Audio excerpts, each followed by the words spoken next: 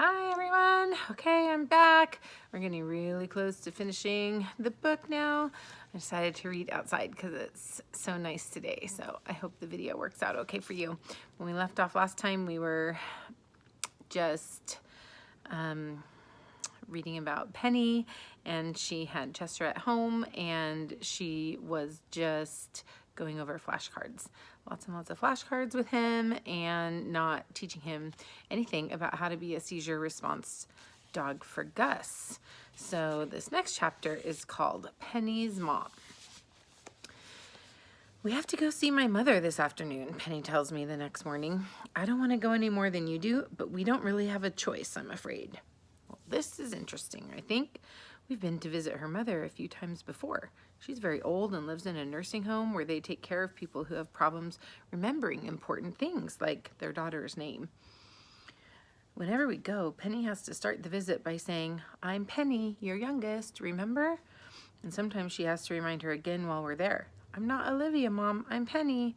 Olivia is my sister and she lives in Florida now. I always liked visiting Penny's mother because most of the people who live there are in wheelchairs and are happy to pet any dog who walks by. I know these visits are harder for Penny though. Usually she cries on the drive home, and sometimes she even cries while we're there.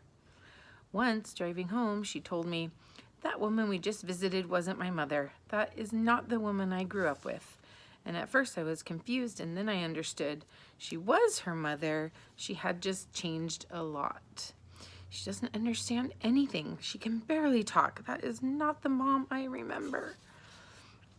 I never met the mom she remembered, but the woman I met understood a lot more than Penny thought. I could tell by her face and the way she looked me right in the eyes. I knew she was trying to ask me, does she always talk this much? Is it annoying to you too? And now I wonder if she might have been saying those things and I didn't understand back then that some people can hear me and I can hear them.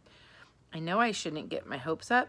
In the last 3 days, Penny hasn't once mentioned Gus or his family.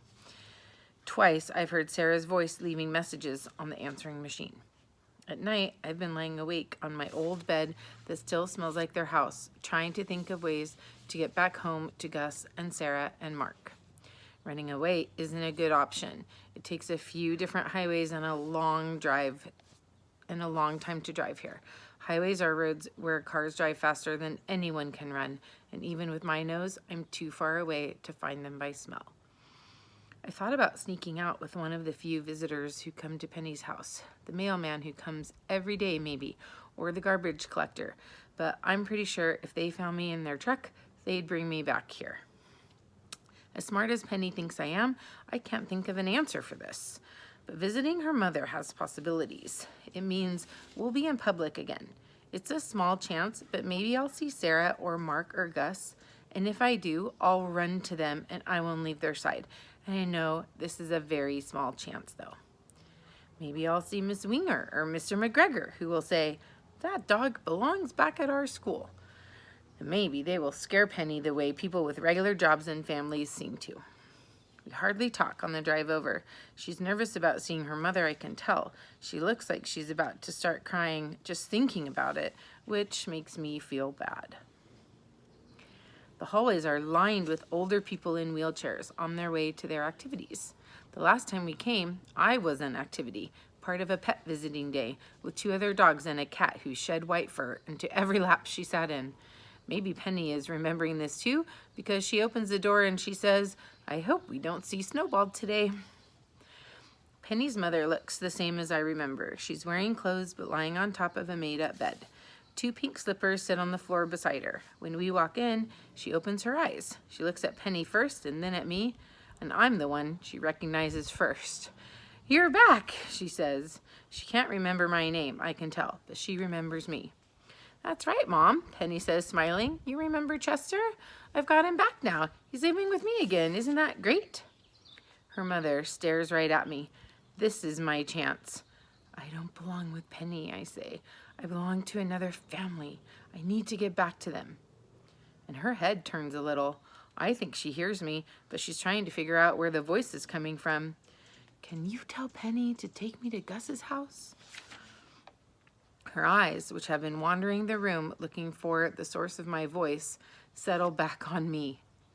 It's me talking, Chester. I need your help. This is hard to manage. Penny is talking at the same time, going on about how right it feels to have me home again, how excited her online friends are to meet me and see all the things I can do. And as she talks, her mother looks confused. She shakes her head.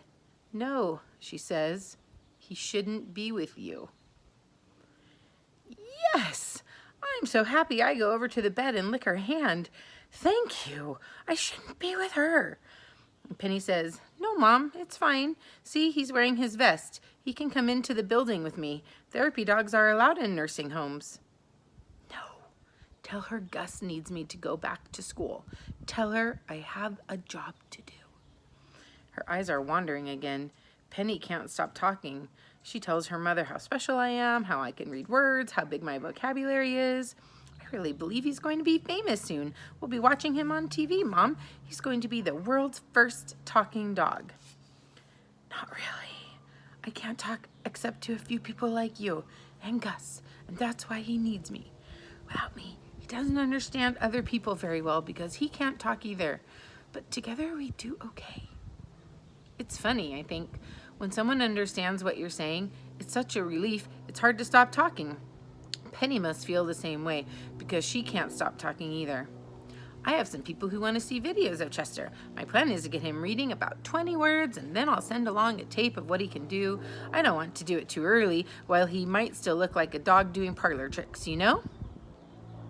What about Gus? Her mother says. Penny's eyes widen. She hasn't mentioned Gus's name once since we've been here.